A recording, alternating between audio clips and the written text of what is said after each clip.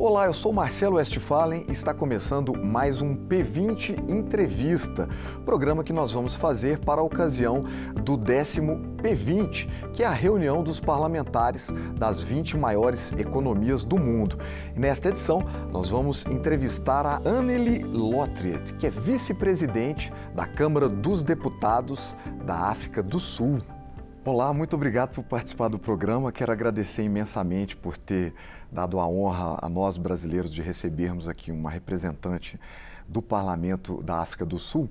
Para a gente iniciar, eu queria apresentar um estudo da ONU que diz que as mudanças climáticas poderão ter um impacto de até 19% na renda global e que as pessoas mais pobres, mais vulneráveis, estariam mais expostas a esse problema porque elas moram em áreas de risco, muitas vezes moram em áreas de risco. Como é que a senhora enxerga essa questão? Como é que a gente pode lidar com essa possibilidade? Eu acho muito importante essa pesquisa que foi feita. E é uma pena que estejamos indo nessa direção.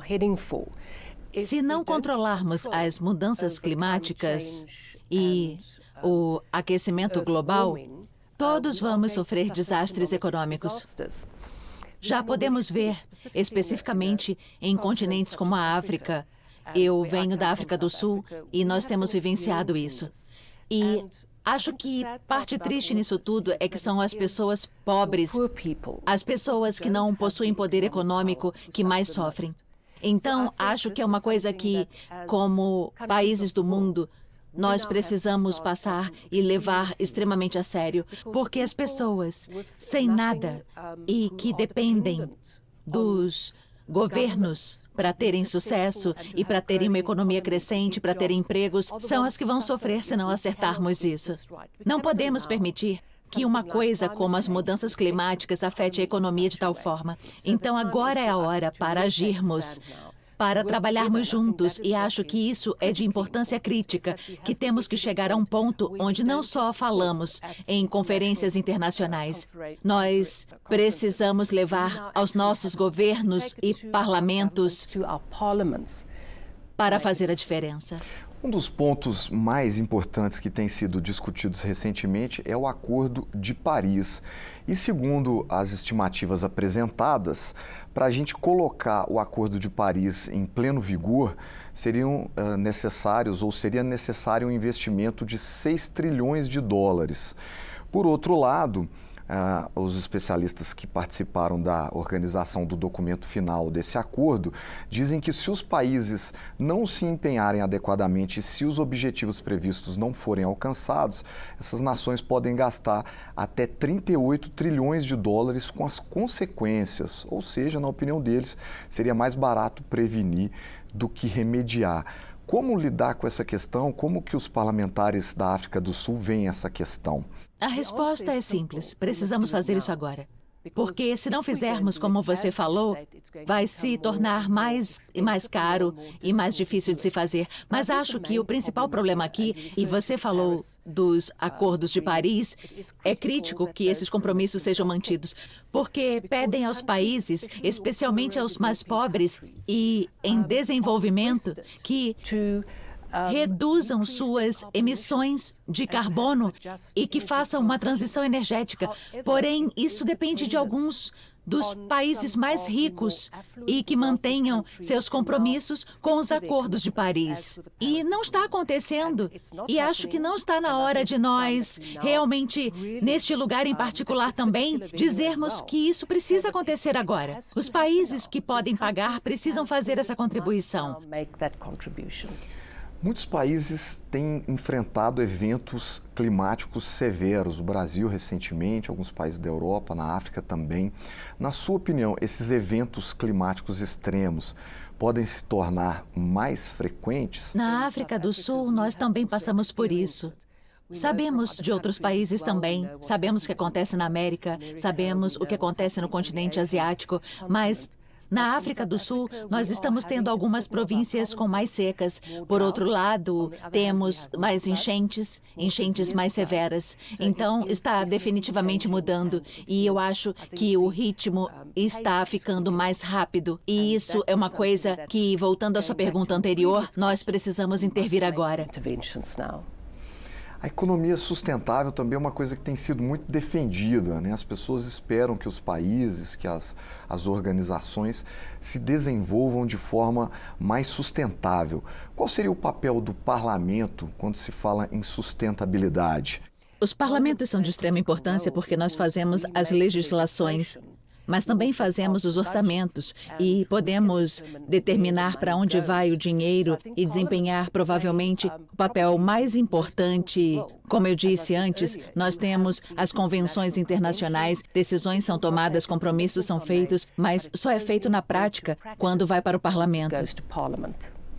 Vamos mudar um pouquinho de assunto agora e falar de pobreza e as questões femininas. As mulheres têm enfrentado diferenças salariais no Brasil, cerca de 34% menos. Quer dizer, as mulheres recebem até 34% menos do que os homens. No seu país, isso também é uma questão? Vocês têm discutido as diferenças salariais aí entre os sexos? Existem setores onde ainda acontece, mas temos um parlamento muito mais focado nas mulheres. Acho que temos algo como 45% dos membros do parlamento que são mulheres. Então, as mulheres são realmente elementos muito importantes em nossos parlamentos. Não 18%, nós temos 45%. Isso, então é quase metade. Metade, o que é a coisa certa. Na verdade, deveria ser 55%, mas sim, é isso que temos, um parlamento feminino, que se encontra de vez em quando, e nós temos um comitê específico no Departamento para Mulheres. Então, as mulheres são realmente muito importantes, e os direitos delas muito importantes na África do Sul. O que vocês fizeram para conseguir atingir essa, não total equidade, mas essa quase equidade entre mulheres e homens no parlamento? Eu acho que foi uma decisão consciente de que as mulheres têm que exercer um papel e de que não existem empecilhos no meio do caminho. Mas, é claro, ainda temos muitas comunidades patriarcais e isso é algo que estamos trabalhando. Mas eu acho que as oportunidades que as mulheres estão tendo e a educação têm um grande impacto para ter certeza de que as meninas vão à escola e aproveitem as oportunidades. No Brasil está sendo discutida a possibilidade da criação de cotas efetivas no parlamento, ou seja, as mulheres terem um percentual mínimo de assento garantido. Qual seria a sua opinião sobre isso? Cotas é um dos caminhos que você pode ir. Mas acho que é muito mais eficaz e bem-sucedida se as mulheres recebessem oportunidades e educação. Oportunidade de desenvolvimento, de desenvolver elas mesmas com base em um único mérito. Mas acho que em alguns casos você pode analisar as cotas, mas eu não acho que isso deva ser a única maneira de abordar a igualdade entre homem e mulher. No Brasil, os políticos conservadores muitas vezes se unem aos políticos progressistas quando o tema é a questão da mulher. Em muitos projetos de lei, a gente vê as votações ali ocorrendo de forma mais ou menos equânime entre essas duas vertentes. Não é sempre que isso acontece, mas acontece com alguma frequência. Como é no seu país quando se discutem ou quando se discute a questão feminina, dos direitos da mulher? Eu diria muito positivo se você olhar para o número de mulheres que temos no parlamento. Então, não uma questão de, olha, isso é um problema de mulher, então nós não apoiamos. Nós temos semanas específicas no final de dezembro que também estão acontecendo agora, onde você tem toda uma campanha sobre violência contra as mulheres e crianças. Damos muita atenção a todas as violências de gênero. Esses são tópicos permanentes em nosso parlamento. Então, é abordado e apoiado por todos os membros do parlamento. Isso é algo que não discordamos. Agora, falando sobre a questão da governança, a questão dos poderes, acho que muitos países ainda têm buscado fortalecer as suas instituições e garantir a presença democrática na política dessas nações. Como é que essa questão é enfrentada na África do Sul? A senhora acha que é importante trabalhar para o balanço, para esse equilíbrio entre os três poderes? Eu acho que a separação de poderes entre as diferentes esferas na África do Sul.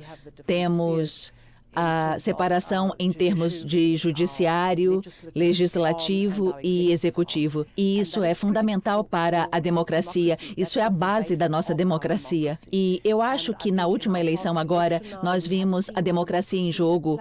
Foi a voz do povo que ouvimos. E é quem o governo deve seguir.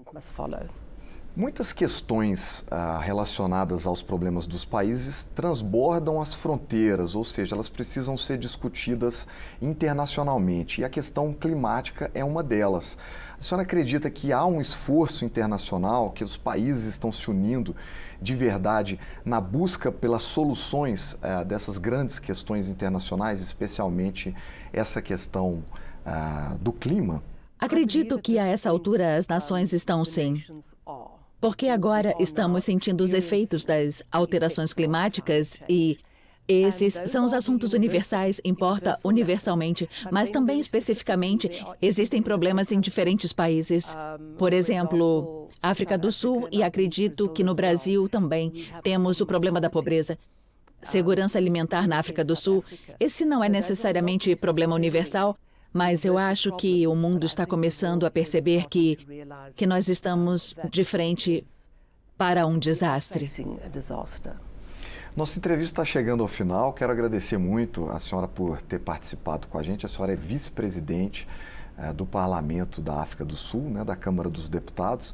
Muito obrigado por participar. Espero que se divirta no Brasil e que tenha trabalhos muito positivos aqui nesse 10º encontro dos parlamentares do G20, chamado por nós de P20. Muito obrigado. Muito obrigada. Eu conversei com Anneli Lotriet, que é vice-presidente da Câmara dos Deputados da África do Sul. Se você quiser rever ou compartilhar este programa, basta acessar a nossa página no YouTube. Muito obrigado pela sua companhia e até a próxima.